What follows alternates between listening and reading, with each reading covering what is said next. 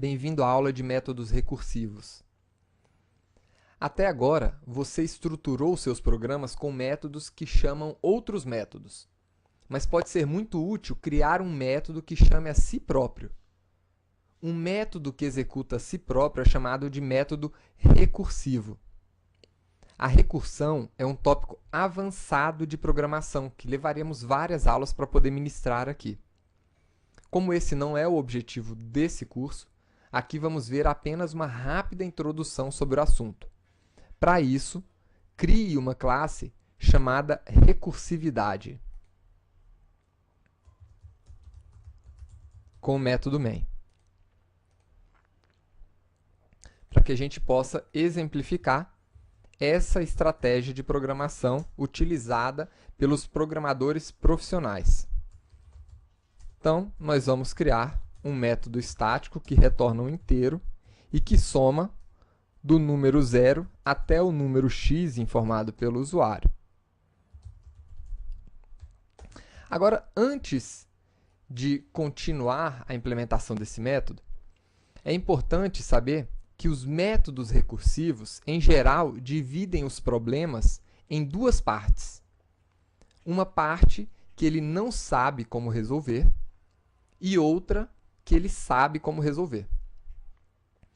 A parte que ele não sabe como resolver deve ser parecida com o problema principal, mas um pouquinho mais simples ou menor.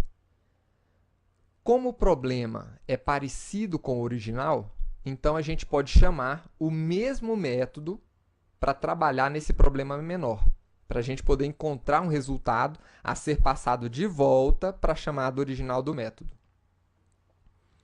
Então, esse método soma, ele deverá somar de forma recursiva, ou seja, chamando novamente esse método quantas vezes forem necessários, do número 0 até o número x. Então, qual é a parte do problema que nós sabemos como resolver? A parte onde o número é igual a 0. Se o número x for igual a 0, a gente vai precisar somar alguma coisa? Não. Então, a gente pode retornar o próprio número, que é 0.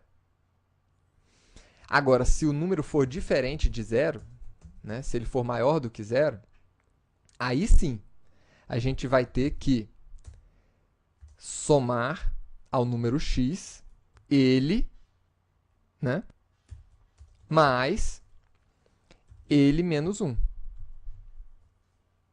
Né? Então, vamos ir decrementando, né, esse número. Eu tenho, por exemplo, 10, agora eu quero somar a 10 o valor 9. E depois eu quero somar a 9 o valor 8, e assim por diante, até que x seja igual a 0. Então, para isso, eu posso chamar novamente aqui o nosso método soma. Por quê?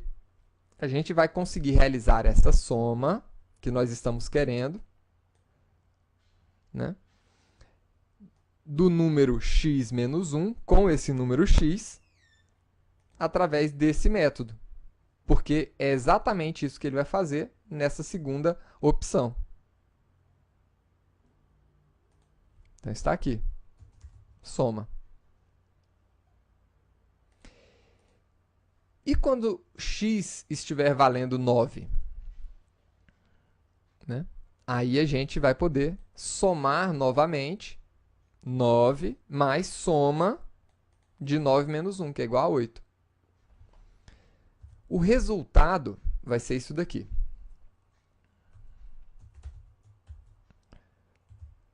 Vamos ver aqui quanto vale a soma até o número 10. Está aí, vale 55. Agora vamos ver os passos intermediários.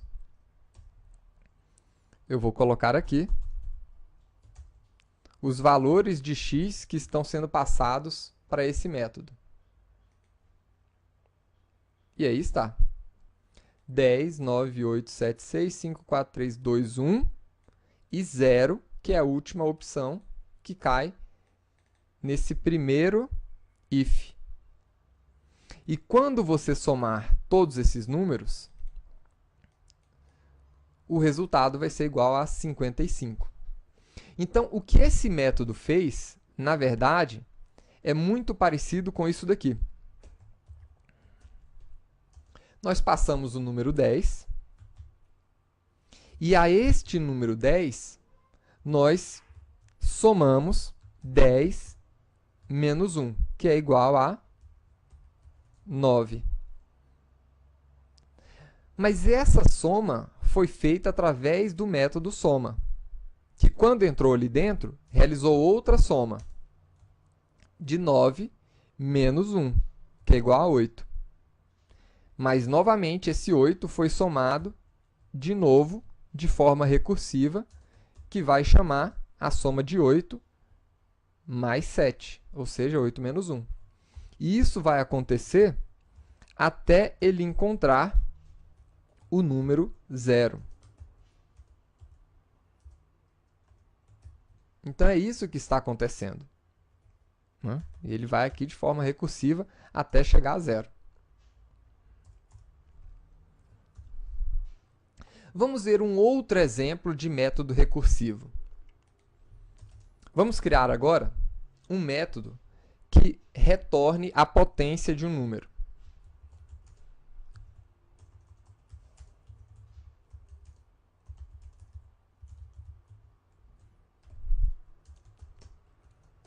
Então, o que é a potência? É um número elevado a outro número. Por exemplo, quanto é 2 ao quadrado? 2 elevado a 2 é igual a 4.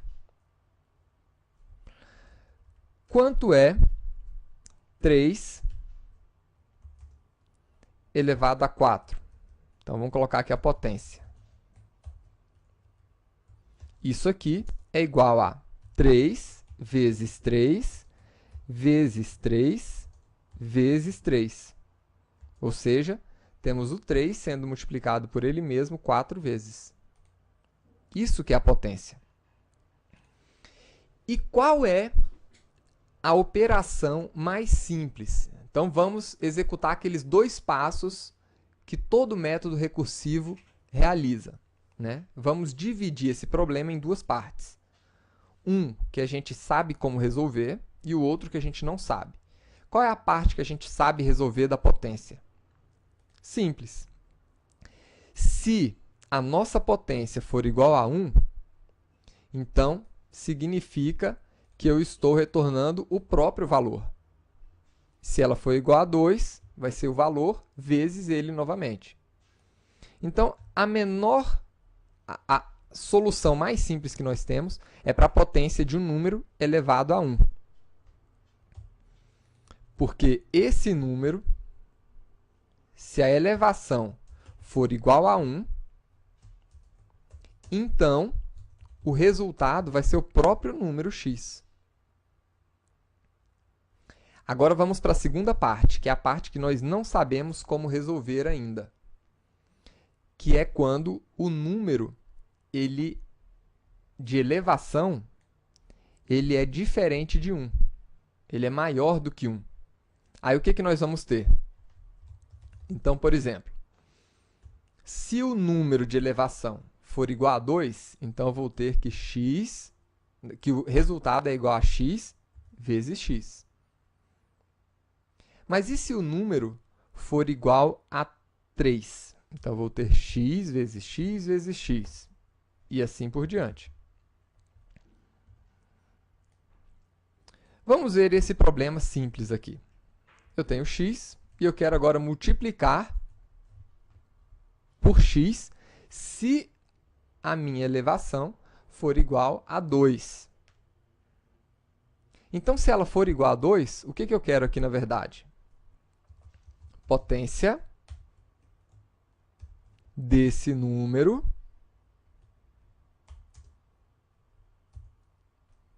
pela potenciação aqui, né, pela elevação, menos 1. Se essa elevação vale 2, quando ele chegar aqui e executar esse método novamente, o que vai acontecer?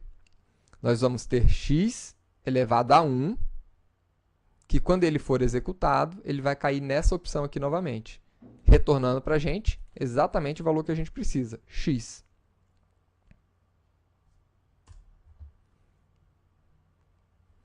Se ele valer 3, então ele vai executar essa multiplicação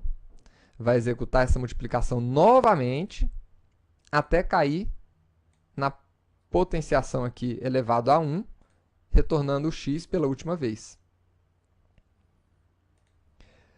Vamos ver esse resultado. Potência de 3 elevado a 4.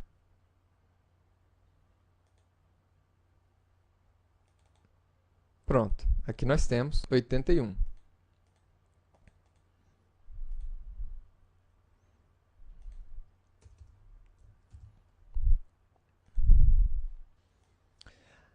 Agora, como é que ele chegou nesse número?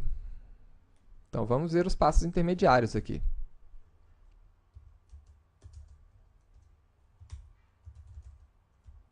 Você pode fazer isso aqui também com o debug do Eclipse. Então, nós temos aqui 9, né, que foi 3 vezes 3, vezes 3 novamente, vamos ter 27, vezes 3 novamente, 81. Então, esse foi o resultado. Perceba que nós não estamos imprimindo aqui esse número daqui, né?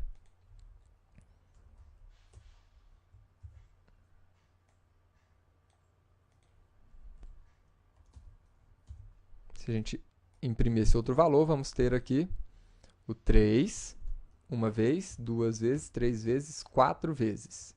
Então, aí está.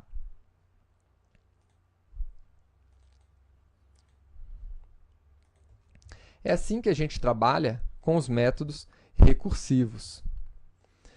Agora, por fim, vamos ver um último método um pouquinho mais complexo. Quando nós estávamos trabalhando com a biblioteca I/O, nós aprendemos como listar o conteúdo de um diretório.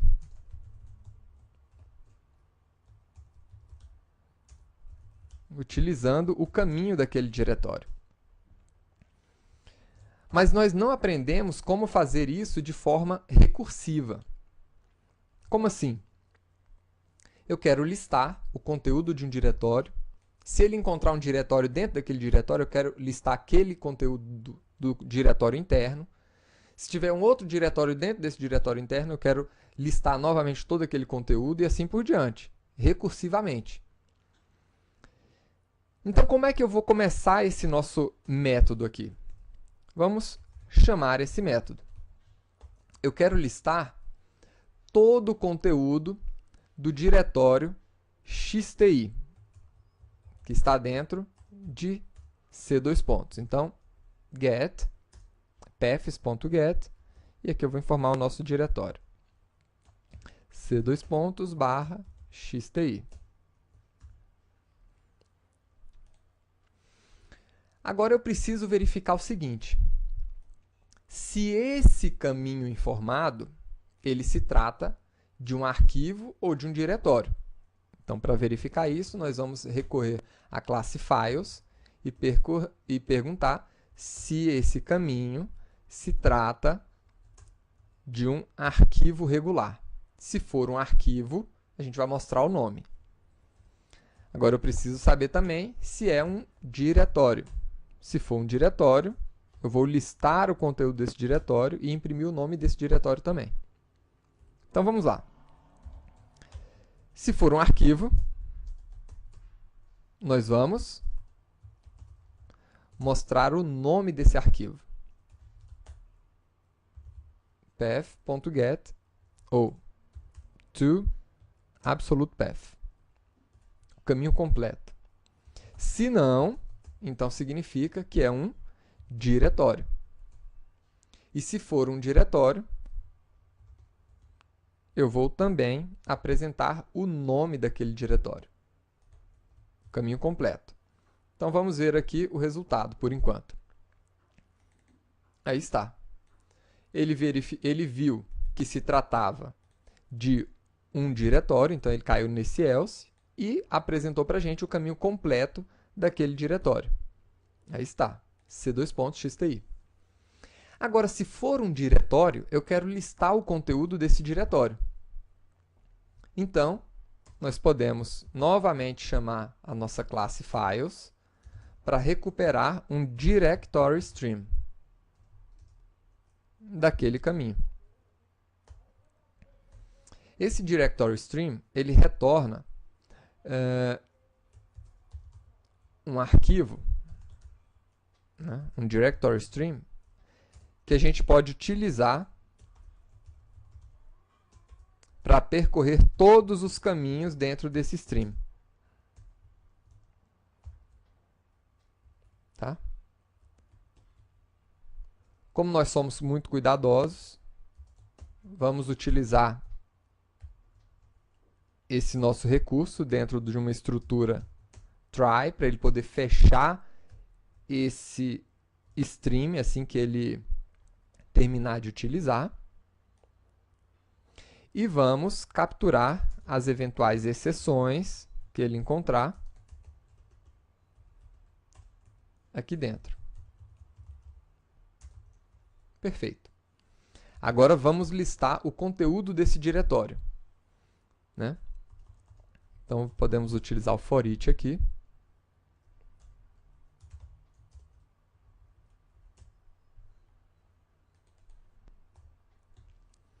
Então, eu quero imprimir cada um, né, dos caminhos encontrados aqui dentro desse diretório. Então, aí está.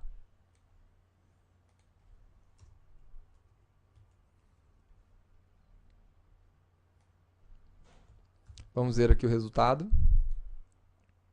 Perfeito. Ele mostrou para a gente o diretório XTI, viu que se tratava de um diretório e listou todo o conteúdo daquele diretório XTI. Dentro desse diretório, nós tínhamos 2 arquivos e 2 subdiretórios. Agora é que entra a nossa recursão. Quando nós identificarmos que esse caminho se trata de um outro diretório, né, eu quero novamente listar aquele subdiretório. Então, eu poderia fazer o quê? Pegar esse if todinho e colocar aqui dentro? É uma estratégia. Muito feia, mas é uma estratégia. E ali dentro, novamente, eu colocar um outro if e olha que coisa horrorosa que está ficando. E colocar talvez ali uns 50 ifs para a gente poder garantir que a gente vai pegar pelo menos 50 níveis. Essa é uma estratégia utilizada pelos maus programadores. Os bons programadores utilizam a estratégia de recursividade, ou seja, aqui nós já resolvemos tudo que a gente precisava resolver. Agora, se esse caminho se tratar de um arquivo ou de um diretório, quem tem que resolver isso é o próprio método listar. Eu vou passar aqui o caminho. Se dentro desse for, ou seja, o primeiro elemento que ele encontrou for, então vamos aqui, o primeiro elemento que ele encontrou foi um arquivo, então ele vai imprimir o nome do arquivo para a gente. O segundo elemento foi outro arquivo. O terceiro elemento foi um diretório, então ele vai cair nesse else e vai listar o diretório. Vamos ver aqui o resultado agora. Aí está. Listou todos os conteúdos de todos os diretórios e subdiretórios que a gente tinha ali dentro. Só para ficar mais claro, eu vou fazer o seguinte. O que for diretório, eu vou imprimir em vermelho. Olha aí que legal. Então agora nós temos vários diretórios aqui, alguns arquivos, e aí está. E lá no final, mais alguns diretórios.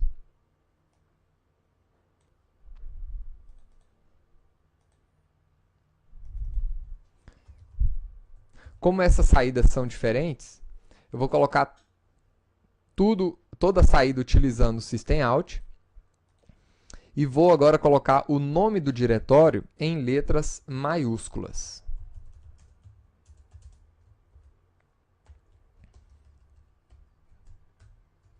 Fazendo uma nova quebra de linha aqui. Só para ficar mais claro. Para a gente ver os arquivos de cada diretório embaixo de cada diretório. To uppercase. Aí está. Perfeito, agora aqui. Dentro do diretório XTI, nós temos dois arquivos, ClassPath e Project. E os diretórios BR, né? Dentro do diretório BR, nós temos o diretório com, dentro de com, nós temos o diretório XTI, e dentro de XTI, nós temos o diretório coleção com todos esses arquivos aqui. Dentro de XTI ainda temos o diretório erros com todos esses arquivos, GUI com todos esses arquivos e assim por diante. Então, nas próximas aulas, vamos organizar um pouco melhor esse nosso projeto. Espero que você tenha gostado dessa aula de recursividade. Estude, porque isso faz a diferença. São esses pequenos detalhes que fazem de um programador profissional. Tá? E nos vemos na próxima aula. Até lá!